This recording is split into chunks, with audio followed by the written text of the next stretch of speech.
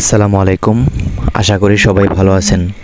আপনারা ইতিমধ্যে অবগত আছেন যে আগামী 8ই এপ্রিল আমাদের একটি শান্তিপূর্ণ মানববন্ধন অনুষ্ঠিত হতে যাচ্ছে, যেখানে অংশগ্রহণ করবে আমাদের 60,000 ভুক্তভোগী, যারা বিগত 1.5 থেকে 2 বছর যাবৎ ইতালি ভিসা জমা দিয়ে ভিএফএস গ্লোবালে জমা দিয়ে কষ্টে দিন কাটাচ্ছে। তাদের দেখার মতো কেউ নাই, তাদের আসলে দেয়ালে পিঠ থেকে গেছে। আমরা বিগত দিনেও দেখেছি যে আন্দোলন মানববন্ধন যাই করেছি, তারা আমাদের সান্ত্বনামূলক একটি আপডেট দিয়ে তারা তাদের দায় সারা একটি আপডেট দিয়েছে। তো এবার মানববন্ধন হবে শান্তিপূর্ণ, যে মানববন্ধনের মেন উদ্দেশ্য হবে ডক্টর ইউনূস স্যারের সাথে সাক্ষাৎ করা।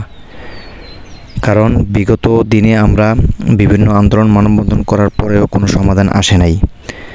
আমরা এবারের মূল উদ্দেশ্য ডক্টর ইউনূস স্যারের সাথে সাক্ষাৎ করে তাকে সম্পূর্ণ বিষয়টি বুঝিয়ে বলা যে আমরা বিগত 1.5 থেকে 2 বছর যাবৎ ভিএফএস গ্লোবালে পাসপোর্ট জমা দিয়ে এভাবে হয়রানির শিকার হচ্ছি।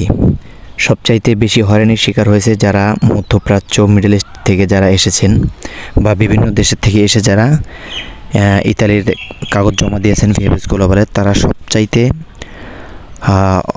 কষ্টে আছেন। তারা না পারছেন তাদের গন্তব্যস্থানে যেতে, না পারছেন বাংলাদেশে কিছু করতে, না পারছেন দালাল থেকে টাকা উঠাতে। তো আসলে আমরা চাই একটা সমাধান।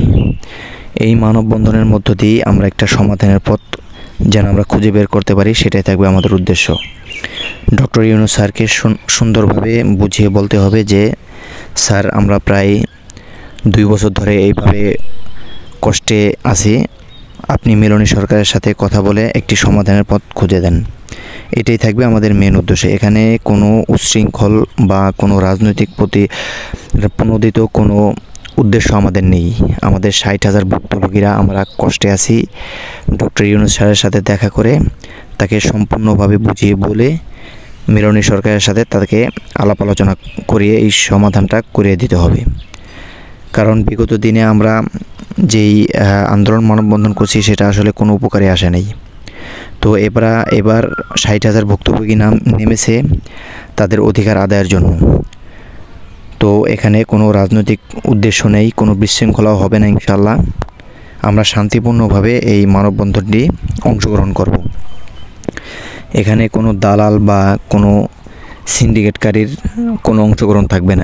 এই জায়গায় থাকবে শুধুই ভুক্তভোগীরা।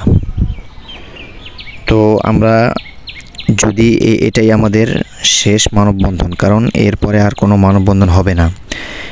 এইটা মাথায় নিয়ে আমাদেরকে নামতে হবে, কারণ আমাদের দাবি আদায় না হওয়া পর্যন্ত আমরা উঠব না ইনশাআল্লাহ।